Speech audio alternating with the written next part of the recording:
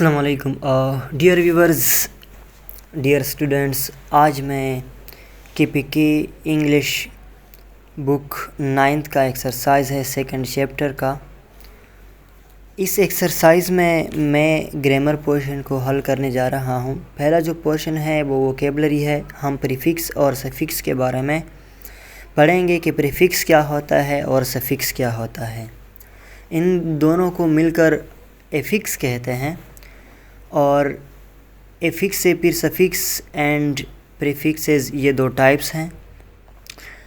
चलो प्रीफिक्स को हम देखते हैं। A prefix is a set of letters that is added to the beginning of a word to change its meaning. Prefix हमारे पास एक ऐसा सेट ऑफ लेटर होता है, मतलब ये 2 भी लेटर्स हो सकते हैं, ये 3 भी लेटर्स हो सकते हैं। एक ऐसा सेट ऑफ लेटर्स होता है जो हम किसी वर्ड के बिगिनिंग में ऐड करते हैं और उससे एक नया वर्ड बन जाता है और उस वर्ड की मीनिंग चेंज हो जाती है। इसी तरह सफिक्स जो है, suffix is a set of letters that we add in the end of the word which change its meaning and become a new word. तो इसी तरह सफिक्स भी हमारे पास जब हम सेट ऑफ लेटर्स किसी वर्ड के, किसी लफ्ज़ के, इंग्लिश लफ्ज़ के आखिर में ऐड करते हैं और उससे एक नया वर्ड बन जाता है और उसकी मीनिंग भी चेंज हो जाती है, तो इसको हम क्या कहते हैं? सफिक्स कहते हैं। तो डियर व्यूअर्स, अब हमारे पास एक्सरसाइज है। क्वेश्चन नंबर 1 को अगर हम देखें, complete the sentences by writing the correct prefix in the blank space. You can use a dictionary to help you. यहाँ पे इसमें कह रहे हैं कि ये जो प्रीफिक्सेस हमें दिए गए हैं ये हमने स्पेस, ब्लैंक स्पेस में लगाना है। ब्लैंक खाली जगह में, स्पेस, ठीक है।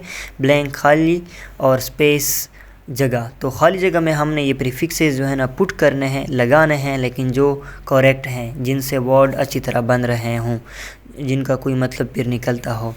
आई can not wait, I just cannot believe it.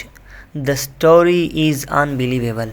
ये believable हमारे पास एक वर्ड है, इसके साथ हम अन लगाते हैं तो ये एक नया वर्ड बन जाता है। तो ये जो हमारे पास believable है, काबिल यकीन, लेकिन अनबिलीवेबल का मतलब होता है नाकाबिल यकीन। तो पहले जुमले में I just can not believe it, मैं इस पर यकीन नहीं कर सकता। द स्टोरी इज़ अनबिलीवेबल, क्योंकि ये जो कहानी है ये बिल्कुल यकीन के काबिल नहीं है, या इस पर यकीन नहीं किया जा सकता, ठीक है। तो अन सही आ जाएगा। ये हमारे पास प्रीफिक्स, तो एक नया वर्ड बन गया अनबिलीवेबल और इसकी मीनिंग भी चेंज हो गई। Know that answer is incorrect, it's wrong, नहीं ये जवाब गलत है। करेक्ट सही और इनकरेक्ट गलत। तो ये हमारे पास एक और जो है ना क्या बन रहा है, प्रीफिक्स इन हम यहाँ पे लगाएंगे। थर्ड सेंटेंस को अगर हम देखें, let's look at the information again. Third sentence को अगर हम देखें, let's look at this information again, इन मालूमात की तरफ हम दोबारा देखते हैं।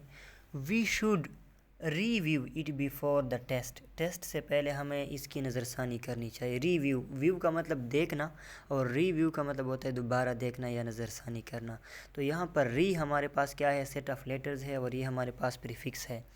फोर्थ सेंटेंस को अगर हम देखें, आई सा अलीना जस्ट अ मोमेंट एगो, मैंने अलीना को एक लम्हा या कुछ देर पहले देखा। But now I can not find her, she just disappeared. Appeared का मतलब ज़ाहिर होना, नुमाया होना। डिसअपियर्ड का मतलब होता है गायब होना। Oh I am sorry I did not hear you correctly, मैंने आपको सही तौर पर नहीं सुना। आई मिस अंडरस्टूड यू, मैंने आपको गलत समझा। अंडरस्टूड और मिस अंडरस्टूड, अंडरस्टूड जो है ना समझना, सही समझना, मिस अंडरस्टूड गलत समझना। नेक्स्ट बी पोर्शन को अगर हम देखें तो इसमें हमने सफिक्सेस पुट करने हैं। Fazila can not stay still, she always want to move, she is restless, restless का मतलब बेचैन। Rashida is very intelligent, she is adorable, adorable का मतलब काबिल तारीफ़। Maheen can not remember anything, she is very forgetful, forgetful.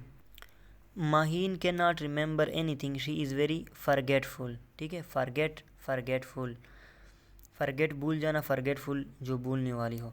I appreciate your great attitude, I am really thankful, full, ठीक है, full इसके साथ आ जाएगा तो एक नया लफ्ज़ बन जाएगा शुक्रगुजार होना। लास्ट को अगर हम देखें, the best thing about her is her kindness, तो ये काइंडनेस हमारे पास एक नया वर्ड है।